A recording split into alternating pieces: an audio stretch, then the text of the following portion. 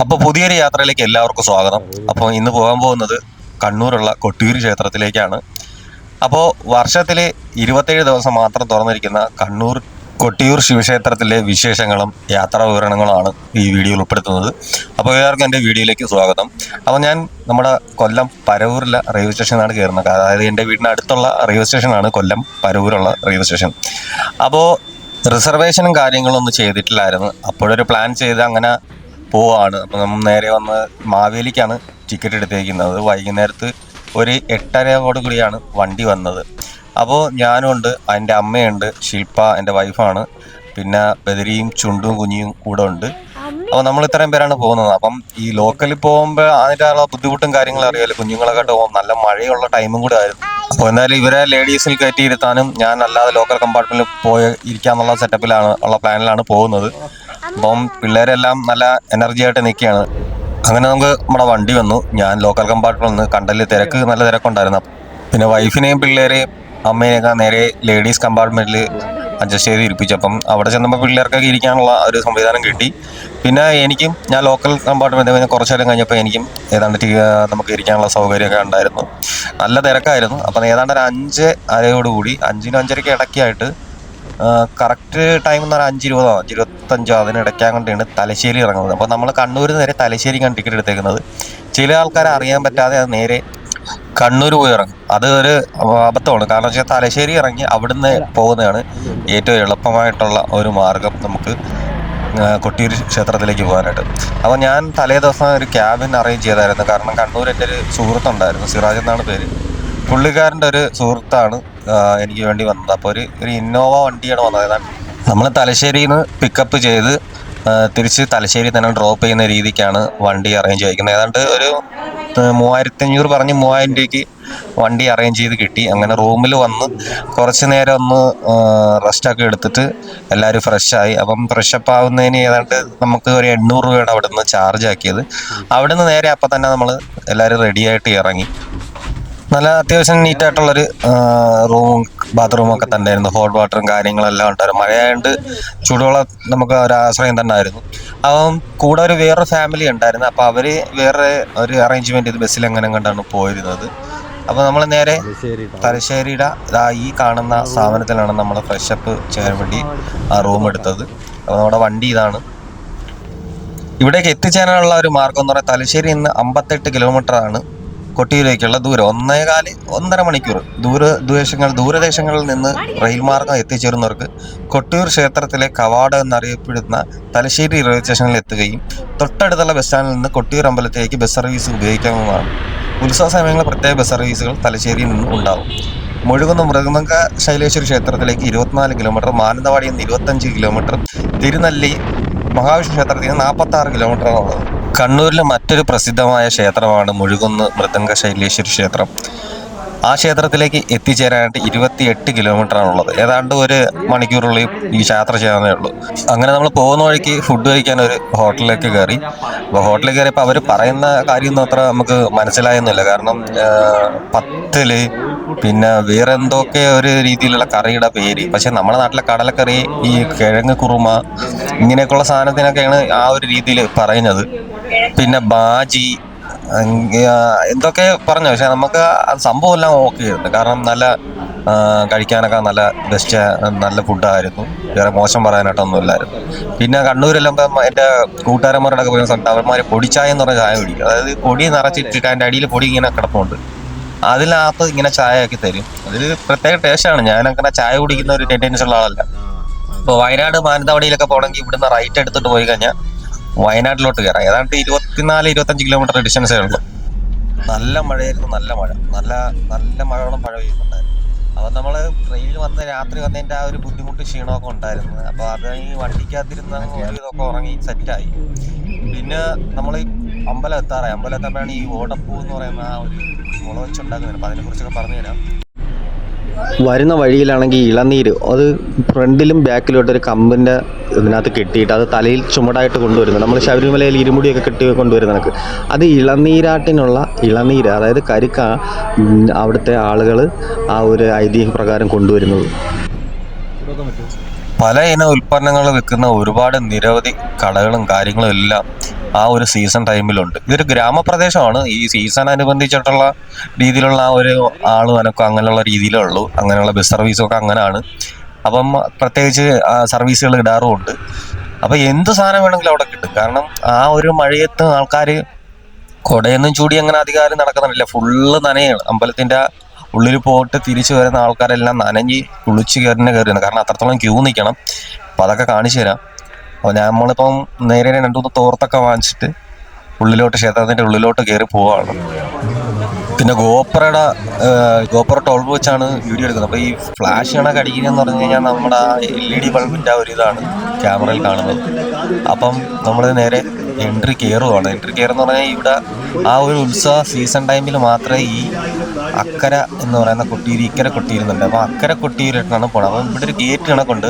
അതപ്പോൾ അവർ ക്ലോസ് ചെയ്യും. 2 സൈഡിലുണ്ട്. 1 വേ കണക്കാണ്. ഇതിലേയും കൂടെ പോകാം, വേറെ റൂട്ടും വരുന്നുണ്ട് തിരിച്ചു വരുമ്പോഴത്തേക്ക്. ആ റൂട്ട് വരുമ്പോഴാണ് ഈ കല്ലൊക്കെ മരത്തിനടുക്കി വെച്ചിരിക്കുന്നത്. അപ്പോൾ ഈ ഗേറ്റ് ഉണ്ടോ, ഈ ഗേറ്റിന്റെ ഭാഗത്ത് വെച്ച് ക്ലോസ് ചെയ്യും ഈ ഉത്സവം സീസണൊക്കെ കഴിയുമ്പോഴത്തേക്ക്. അപ്പോൾ ഈ കാണുന്നതാണ് വാവലി പുഴ എന്ന് പറയുന്ന ആ പുഴ. അപ്പോൾ ഇവിടുന്ന് നമ്മൾ നേരെ ഇറങ്ങി ചെന്ന് ആൾക്കാർ ഇവിടുന്ന് കുളിച്ചിട്ട് ആ ഒരു ഈറിനോടുകൂടി അല്ലെങ്കിൽ ആ രീതിയിലാണ് അങ്ങോട്ട് പോകുന്നത്. അപ്പം താഴെ ഈ ഒരു കല്ലുണ്ട്. ഈ 2 കല്ലുകളും കൂട്ടി ഉരച്ച് അതിൽ നിന്ന് കിട്ടുന്ന ഒരു ചന്ദനം പോലെ ഉണ്ട്. അത് നെറ്റിയിൽ ചാർത്തി അങ്ങനെയും ആൾക്കാർ പോകുന്നുണ്ട്. അത് കുറേ റീൽസിലും അങ്ങനെയൊക്കെ നമ്മൾ കണ്ടിട്ടുണ്ട്. അപ്പോൾ എന്തായാലും നമ്മൾ കുളിച്ച് ഫ്രഷായിട്ടാണ് വന്നത്. എങ്കിലും ആ ഒരു ക്ഷേത്രത്തിൻ്റെ ആ ഒരു രീതിയും കാര്യമൊക്കെ വെച്ചിട്ട് നമ്മൾ അവിടെ ഇറങ്ങി തലയിൽ കുറച്ച് വെള്ളമൊക്കെ കുടഞ്ഞിട്ട് ആണ് മുന്നോട്ട് പോയത്. പക്ഷേ തിരിച്ചു വന്നപ്പോൾ ഇറങ്ങി കുളിക്കേണ്ട അവസ്ഥ. അതെന്താണെന്ന് പോകുമ്പോൾ നമുക്ക് കാണാൻ പറ്റും, പോയിട്ട് തിരിച്ചു വരുമ്പോൾ. അപ്പോൾ വാവലിപ്പുഴയെക്കുറിച്ച് പറയുകയാണെന്നുണ്ടെങ്കിൽ വയനാട്ടിൽ നിന്ന് ആരംഭിച്ച് വളപട്ടണം പുഴയിൽ ചെന്നു ചേരുന്ന ഒരു നദിയാണ് വാവലി പുഴ അഥവാ വാവലി പുഴ എന്ന് അറിയപ്പെടുന്നത്.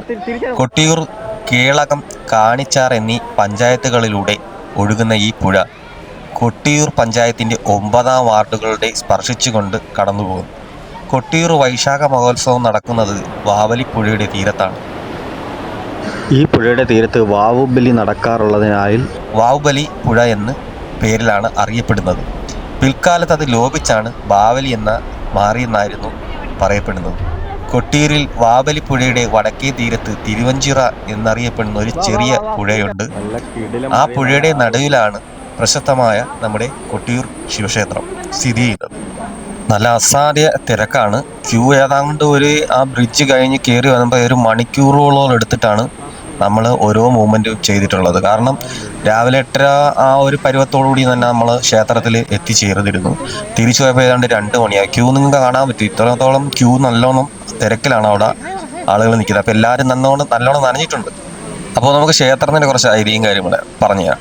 കൊട്ടിയൂർ ശിവക്ഷേത്രം എന്നത് വടക്കേ മലബാറിലെ പ്രസിദ്ധമായ 2 മഹാദേവ ക്ഷേത്രങ്ങളാണ് കൊട്ടിയൂർ ശിവക്ഷേത്രങ്ങൾ.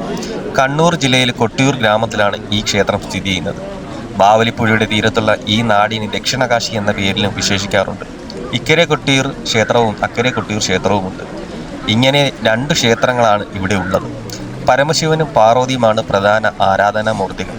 പുരളിമലയിലെ കട്ടൻ രാജവംശം ഈ ക്ഷേത്രവുമായി ചരിത്രപരമായ ബന്ധം പുലർത്തുന്നു. അതിനാൽ ഈ സ്ഥലത്തിന് ആദിമത്തിൽ കട്ടിയൂർ എന്ന് പേരായിരുന്നു. കാലക്രമേണ ഈ പേര് കൊട്ടിയൂർ എന്നായി ഭാഷാ പരിണാമത്തിലൂടെ മാറിയതാണ്. 27 ദിവസം നീണ്ടു നിൽക്കുന്ന ഉത്സവവുമായി ബന്ധപ്പെട്ടാണ് ഈ ക്ഷേത്രത്തിന് പ്രസിദ്ധി. ലക്ഷക്കണക്കിന് ഭക്തർ പങ്കെടുക്കുന്ന ഒരു ഉത്സവം കൂടിയാണിത്. കട്ടൻ രാജവംശക്കാർക്ക് ക്ഷേത്രത്തിൽ പാരമ്പര്യമായി അധികാരമുള്ളവരായതിനാൽ ഈ വാർഷിക മഹോത്സവം അവരുടെ മേൽനോട്ടത്തിൽ നടക്കുന്നു. അക്കരെ കൊട്ടിയൂർ ക്ഷേത്രത്തിൽ ഇടവത്തിലെ ചോതി നക്ഷത്രം തൊട്ട് മിഥുനത്തിലെ ചിത്തിര നക്ഷത്രം വരെയുള്ള 27 നാളുകളിലാണ് പ്രസിദ്ധ വൈശാഖ മഹോത്സവം നടക്കുന്നത്. മലബാറിൻ്റെ വിവിധ ഭാഗങ്ങളിൽ നിന്നും തമിഴ്നാട്, കർണാടക, ആന്ധ്ര സംസ്ഥാനങ്ങളിൽ നിന്നും ധാരാളം തീർത്ഥാടകർ ഈ ദിവസങ്ങളിൽ ക്ഷേത്രത്തിൽ എത്തുന്നുണ്ട്. വയനാടൻ ചുരങ്ങളിൽ നിന്നും ഒഴുകി വരുന്ന വാവലിപ്പുഴയുടെ വടക്കേ തീരത്ത് തിരുവഞ്ചിറ എന്നറിയപ്പെടുന്ന ഒരു ചെറിയ പുഴയുടെ നടുവിൽ കൊട്ടിയൂരിലെ പ്രധാന ആരാധന കേന്ദ്രമായ ശിവലിംഗവും പരാശക്തിയുടെ സ്ഥാനമായ അമ്മാറക്കല്ലും സ്ഥിതി ചെയ്യുന്നു. ചരിത്രപരമായി മഹോത്സവത്തിൻ്റെ ഭാഗമായി ഇക്കരെ കൊട്ടിയൂരിൽ നിന്നും അക്കരെ കൊട്ടിയൂരിലേക്കുള്ള കടന്ന് പോക്കൽ ചടങ്ങുകൾ നടത്തുന്നതിന് കട്ടൻ രാജാവിൻ്റെ അനുമതി ആവശ്യമുണ്ടായിരുന്നു. കട്ടൻ വംശത്തിലെ മൂത്തവന് ഇളയവന് യഥാക്രമം വലിയ മുത്തപ്പൻ, ചെറിയ മുത്തപ്പൻ എന്നറിയപ്പെടുന്നു. അവരുടെ താമസം സ്വതന്ത്രമായിരിക്കുകയും ചെയ്യുന്നു. കുടുംബത്തിൽ ജനനമോ മരണമോ മൂലം ഉണ്ടാകുന്ന പുലവാലായ്മ ഒഴിവാക്കുന്നതിനായാണ് ഈ രീതികൾ നിലനിർത്തുന്നത്. ഇത് കൊട്ടിയൂർ പെരുമാളിൻ്റെ അനവധിയായ ആരാധന ഉറപ്പാക്കുന്നു. അക്കരെ കൊട്ടിയൂർ ക്ഷേത്രത്തിലെ ശിവലിംഗം സ്വയംഭൂ ആണെന്ന് വിശ്വസിക്കുന്നു. ഇളനീർ, അതായത് കരിക്ക് എന്നിവ കൊണ്ടാണ് അഭിഷേകം. തിരുവഞ്ചിറ എന്ന പേരുള്ള വലിയൊരു തടാകത്തിൻ്റെ മധ്യത്തിലുള്ള മണിത്തറയിലാണ് ശിവലിംഗമുള്ളത്. ഈ തടാകത്തിലെ തന്നെ മറ്റൊരു തറയായ അമ്മാറക്കല്ലിലാണ് ആദിപരശക്തിയായ ശ്രീ പാർവതിയെ ആരാധിക്കുന്നത്. തുമ്പയും തുളസിയും കൂവളത്തിലുമായുമാണ് മണിത്തറയിൽ ഉപയോഗിക്കുന്നത്. ഭക്തർക്ക് പ്രസാദവും ഭക്ഷണവും നൽകുന്നത് മലവാഴയുടെ ഇലയിലാണ്. ക്ഷേത്രത്തിലെ പ്രധാന ചടങ്ങായ നീരെഴുന്നള്ളത്തിനുള്ള ജലം കൊണ്ടുപോകുന്നത് കാട്ടുവാഴയുടെ ഇലയിലാണ്. പുരാണത്തിലെ ദക്ഷയാഗം നടന്ന സ്ഥലമാണ് കൊട്ടിയൂർ എന്നാണ് വിശ്വാസം. വടക്കുംകാവ്, വടക്കീശ്വരം, തൃച്ചെറുമന എന്നീ ഒട്ടനവധി പേരുകളും ഈ ക്ഷേത്രത്തിനുണ്ട്. കൊട്ടിയൂർ ഉത്സവത്തിലെ ഏറ്റവും വലിയ കൗതുകമാണ് കൊട്ടിയൂർ മാത്രം ലഭിക്കുന്ന ഓടപ്പൂക്കൾ. ഭൃഗുമുനിയുടെ വെളുത്ത താടിയാണ് ഓടപ്പൂ ഓർമ്മിപ്പിക്കുന്നത്. മൃത്യുഞ്ജയമൂർത്തി, ഉമാമഹേശ്വരൻ, ഓംകാരമൂർത്തി, പരബ്രഹ്മമൂർത്തി തുടങ്ങിയവ എല്ലാ ഭാഗങ്ങളിലും ഭഗവാൻ ഇവിടെ ആരാധിക്കപ്പെടുന്നു. ക്ഷേത്രത്തിൻ്റെ ഐതിഹ്യത്തെക്കുറിച്ച് പറയുകയാണെങ്കിൽ പുരാണങ്ങളിലെ ദക്ഷയാഗം നടന്ന സ്ഥലമാണ് കൊട്ടിയൂർ എന്നാണ് വിശ്വാസം. ഒരു വൈശാഖ നാളിലാണത്രേ ദക്ഷൻ യാഗം നടത്തിയത്. പ്രജാപതികളിൽ പ്രധാനിയായ ദക്ഷന് സർവേശ്വരിയായ ആദിപരാശക്തിയുടെ അനുഗ്രഹത്താൽ സതി എന്നൊരു മകളുണ്ടായി. സാക്ഷാൽ ഭഗവതിയുടെ അംശം തന്നെയായിരുന്നു സതി. സതിക്ക് പരമേശ്വരനായ ശിവനോട് അതിയായ ഭക്തിയും സ്നേഹവും ഉണ്ടായി. എന്നാൽ ദക്ഷന് ശിവനെ ഇഷ്ടമല്ലായിരുന്നു. ശിവൻ ഒരു സന്യാസിയെപ്പോലെ ശ്മശാനത്തിൽ വസിക്കുന്നതും ഭസ്മം പൂശുന്നതും അപരിഷ്കൃതരെ പോലെ കപാലമാലയും പുലിത്തോലും ധരിക്കുന്നതും സാധാരണ വസ്ത്രങ്ങൾ ധരിക്കാത്തതും ഒരു പർവ്വതത്തിൽ താമസിക്കുന്നതും ദക്ഷന് തീരെ ഇഷ്ടപ്പെട്ടില്ല. സതി ശിവനെ വിവാഹം കഴിക്കാൻ ആഗ്രഹിച്ചു. ഒടുവിൽ ദക്ഷന്റെ ഇഷ്ടമില്ലാതെ സതി സ്വയംവരത്തിൽ ശിവനെ വരിച്ചു. ഇത് ദക്ഷന്റെ കോപം വർദ്ധിപ്പിച്ചു. ശിവനോടുള്ള ദേഷ്യം കാരണം ദക്ഷൻ ഒരു വലിയ യാഗം നടത്താൻ തീരുമാനിച്ചു. ഈ യാഗത്തിലേക്ക് എല്ലാ ദേവന്മാരെയും മഹർഷിമാരെയും ക്ഷണിച്ചു. എന്നാൽ ശിവനെയും സതിയെയും മാത്രം ക്ഷണിച്ചിട്ടില്ല. യാഗത്തിൽ പങ്കെടുക്കാൻ എല്ലാവരും പോകുന്നത് കണ്ടപ്പോൾ സതിക്ക് അതിയായ ദുഃഖമുണ്ടായി. അവൾ ശിവനോട് യാഗത്തിന് പോകണമെന്ന് ആവശ്യപ്പെട്ടു. ശിവൻ സതിയോട് യാഗത്തിന് പോകരുതെന്ന് ഉപദേശിച്ചു. ക്ഷണിക്കാതെ ഒരു സ്ഥലത്ത് പോകുന്നത് ശരിയല്ല, അവിടെ അപമാനം നേരിടേണ്ടി വരുമെന്ന് ശിവൻ പറഞ്ഞു. എന്നാൽ പിതാവിനെ കാണാനുള്ള ആഗ്രഹം കാരണം സതി ശിവന്റെ അനുവാദമില്ലാതെ യാഗശാലയിലേക്ക് പോയി. യാഗശാലയിൽ എത്തിയ സതിയെ ദക്ഷൻ പൂർണ്ണമായും അവഗണിച്ചു. ശിവനെക്കുറിച്ച് ദക്ഷൻ എല്ലാവരുടെയും മുന്നിൽ വെച്ച് വളരെ മോശമായി സംസാരിക്കുകയും പരിഹസിക്കുകയും ചെയ്തു. തൻ്റെ ഭർത്താവിനെ അപമാനിക്കുന്നത് കണ്ടപ്പോൾ സതിക്ക് വളരെയധികം ദുഃഖമുണ്ടായി. ഒടുവിൽ പിതാവിൻ്റെ ഈ പ്രവൃത്തിയിൽ മനംനൊന്ത് സതി യാഗാഗ്നിയിൽ സ്വയം ദേഹം വെടിഞ്ഞു. സതിയുടെ മരണവാർത്ത അറിഞ്ഞ് ശിവന് അതിയായ ദുഃഖവും കോപവും ഉണ്ടായി. ശിവൻ കോപം ലോകം മുഴുവൻ പ്രകമ്പനം കൊണ്ടു. തൻ്റെ ജട പിഴുതെടുത്ത് നിലത്തടിച്ചപ്പോൾ അതിൽ നിന്നും ഭീകരരൂപിയായ വീരഭദ്രൻ ഉത്ഭവിച്ചു. ശിവൻ വീരഭദ്രനോട് ദക്ഷയാഗം നശിപ്പിക്കാനും ദക്ഷനെ വധിക്കാനും കൽപ്പിച്ചു. വീരഭദ്രനെ സഹായിക്കാൻ ഭദ്രകാളിയും ശിവഗണങ്ങളെ നിയോഗിച്ചു. വീരഭദ്രൻ ഭദ്രകാളിയോടും ശിവഗണങ്ങളോടുമൊപ്പം യാഗശാലയിലേക്ക് പാഞ്ഞെത്തി.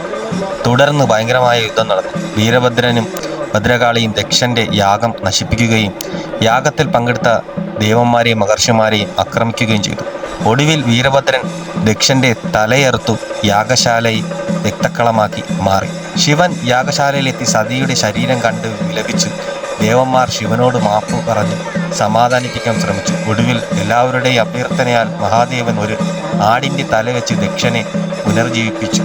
ദക്ഷൻ തൻ്റെ തെറ്റ് മനസ്സിലാക്കി ശിവനോട് മാപ്പ് ചോദിച്ചു. ശിവൻ ദക്ഷനെ അനുഗ്രഹിച്ചു.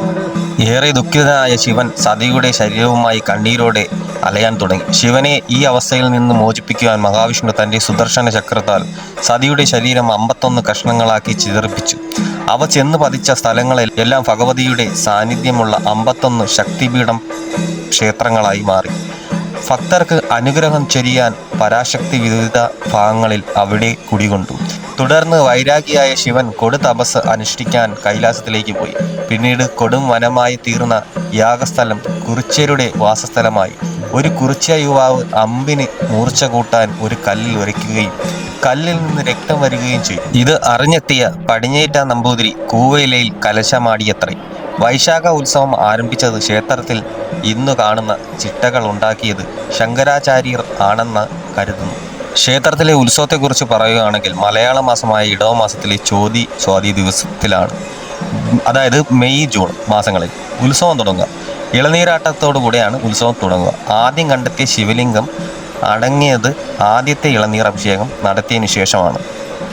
അതുകൊണ്ടാണ് കൊട്ടിയൂരിലെ പ്രധാന അഭിഷേക ചടങ്ങ് ഇളനീരാട്ടമായി മാറിയത്. 28 ദിവസത്തിനു ശേഷം തിരുകലശക്കൊട്ടോടുകൂടി ഉത്സവം സമാപിക്കുന്നു. മുഴുവൻ ജനവിഭാഗങ്ങൾക്കും പ്രത്യേകം അധികാരങ്ങളും അവകാശങ്ങളും ഉത്സവത്തിന്റെ ഭാഗമായി ചടങ്ങുകൾ മാറ്റിവെച്ചിട്ടുണ്ട്. കുറിച്യർ വിഭാഗത്തിൽപ്പെട്ട സ്ഥാനികനായ ഒറ്റപ്പിലാണ് ആദ്യത്തെ അഭിഷേകം നടത്തേണ്ടത്. താത്കാലിക നിർമ്മാണ പ്രവർത്തനങ്ങൾക്ക് അളവ് തിരിച്ചു നൽകാനുള്ള അവകാശം ആശാരിമാർക്കും വിവിധ ദൈവസ്ഥാനങ്ങളിലുള്ള സ്ഥാപിക്കുന്ന കോലക്കുടകൾ നിർമ്മിക്കേണ്ടത് കണിയാന്മാർക്കും അഭിഷേകത്തിനുള്ള നെയ്യ് കൊണ്ടുവരേണ്ട നായർ വിഭാഗത്തിൽപ്പെട്ടവരും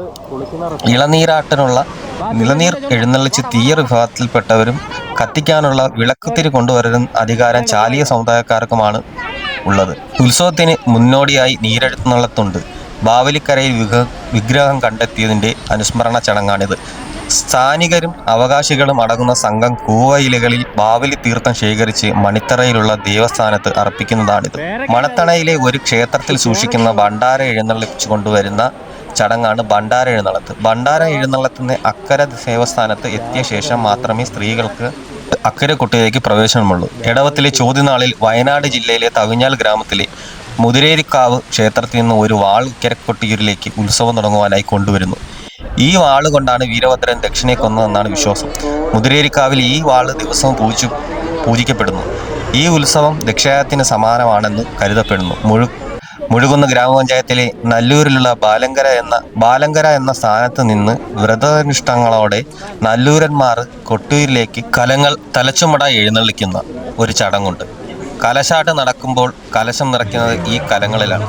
ഈ ഉത്സവത്തോട് അനുബന്ധിച്ച് പ്രധാന ചടങ്ങുകൾ നെയ്യാട്ടം, ഇളനീരാട്ടം എന്നിവയാണ്. വിഗ്രഹത്തിൽ നെയ്യഭിഷേകം, ഇളനീരഭിഷേകം എന്നിവയാണ് ഈ ചടങ്ങുകളിൽ നടക്കുക.